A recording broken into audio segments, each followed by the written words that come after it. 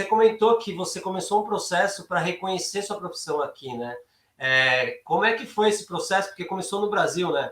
Essa parte de planejamento é o seguinte, eu já vim para ficar. Minha intenção já era vir, morar aqui e pronto. Escolhi, tá escolhido. Da profissão, você precisa validar o diploma para propósitos de imigração. Para trabalhar, não. Eles não pedem nenhum emprego que você tenha a validação, mesmo engenheiros. Talvez engenheiro civil, que é uma espécie de CREA, vai assinar projeto, então pode ser que aí sim seja demanda. Mas na minha engenharia não precisa. Sim. Aí eu já li toda a documentação ainda no Brasil, eu peguei, entrei no site, chama Engineers Australia, que seria o CREA daqui, que é o órgão responsável pelas engenharias. Aqui todos os sites governamentais, todos os sites de documentação são muito detalhados.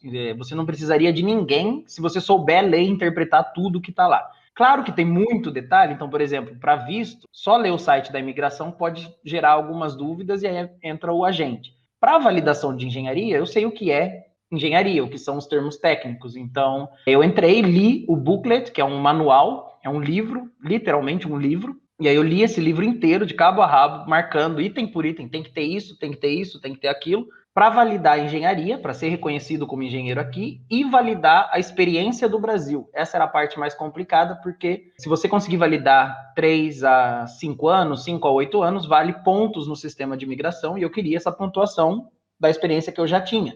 Então, aí você tem que trazer imposto de renda traduzido, eles chamam de career episodes, que são episódios de carreira. Então, você tem que escrever um verdadeiro ensaio, um artigo, sobre o seu trabalho. Como você trabalhava e por que isso você precisava ser engenheiro para fazer o que você fazia. Então, no meu ensaio, né, falando, por exemplo, da engenharia óptica, que é a minha especialização, fibra óptica, colocando parte de física, fórmula, física ótica, como funciona, reflexão, toda a parte técnica tem que escrever, e é formato acadêmico, tem que escrever como se fosse um TCC, só que é um artigo, é menor. Escrevi toda essa documentação, fiz o upload no site, paguei a taxa que era ali, foi quase $1.000 para validar tudo, e aí demora 3 a 6 meses, então quando saiu o resultado eu já estava aqui. Então, você não precisa estar aqui, até porque o visto, que é o visto 189, que é o visto por skill, por capacidade técnica, você pode aplicar não estando... Para o pessoal entender, esse daí é o visto que é quando tem profissões em demanda na Austrália, que eles precisam de profissionais e não tem o suficiente aqui. Então, eles têm uma lista específica de certas profissões, e esse é o processo que a gente está batendo esse papo aqui agora, que o primeiro passo de tudo isso é que a Austrália reconheça você com aquela profissão. Então, existe um processo por trás disso, antes de você aplicar o visto, correto? Isso mesmo. Aí é que esse processo de validar a profissão serve para vários vistos.